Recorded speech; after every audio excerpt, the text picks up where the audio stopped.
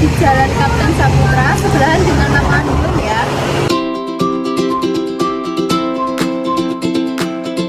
Yuk, simak video kita yang lagi berada di sini ya. Oke teman-teman, di sini saya sudah bersama dengan ownernya langsung, dengan Mas siapa? Wegi. Oh ya, dengan Mas Wegi ya. Mas, untuk sedikit ingin tahu ya tentang dimsum ini. Mulai tahun berapa sih berdirinya dimsum ini? Untuk dimsum Kepulikulus sudah ada sejak tahun 2018. Habis itu 2019 berhenti sampai karena corona sampai selesai, dan buka lagi tahun 2021-2022.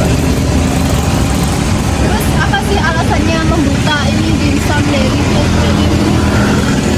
Karena melihat dari peluang yang jualan dimsum di Madiun waktu itu belum banyak, dan kebetulan kita membuat resep sendiri yang dominan dan lebih banyak dagingnya daripada tepungnya yang berbeda. Terus maaf kalau boleh tahu gimana sih cara usaha ini mencatat pengeluaran dan pemasukan dalam sehari-hari? Untuk mencatat pemasukan kita menggunakan catatan tulis tangan, menggunakan buku, dan catatan untuk pengeluaran buku tidak jadi satu, jadi ada 2 buku untuk mencatat pengeluaran dan pemasukan tiap hari. Berarti dibedakan gitu ya antara pengeluaran dan pemasukan? Ya, sendiri. Terus bagaimana menanggapi tentang transaksi tunai dan non tunai? Mungkin berapa? Untuk metode pembayaran ada 2, menggunakan QRIS sama cash. Lalu bagaimana sih cara Masnya untuk memastikan bahwa tidak ada kesalahan dalam penulisan ataupun pencatatan tentang keuangan pemasukan dan pengeluaran?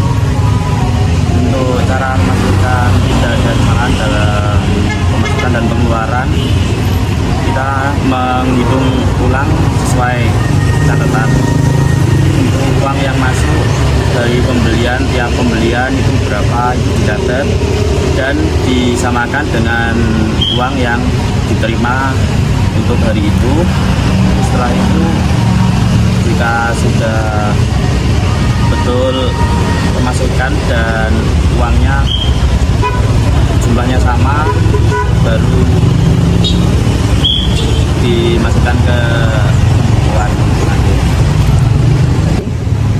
Lalu bagaimana cara Masnya untuk membedakan antara uang pribadi dan uang modal yang keluar? Setelah dari pembukuan terakhir hasil total penjualan, saya membagi 2 untuk pengeluaran. Kan tadi di awal sudah catat pengeluaran berapa, itu nanti hasil akhir pembukuan saya sendirikan dulu untuk menutup modal untuk beli bahan-bahan. Setelah itu misalnya baru buat untuk kebutuhan pribadi.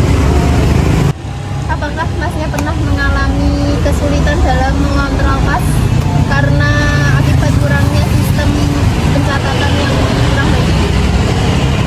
Pernah, karena hasil di catatan sama uang yang diterima dan yang masuk dalam unit itu tidak sesuai dengan catatan, dan akhirnya bingung untuk membagi uang untuk beli bahan di keesokan harinya,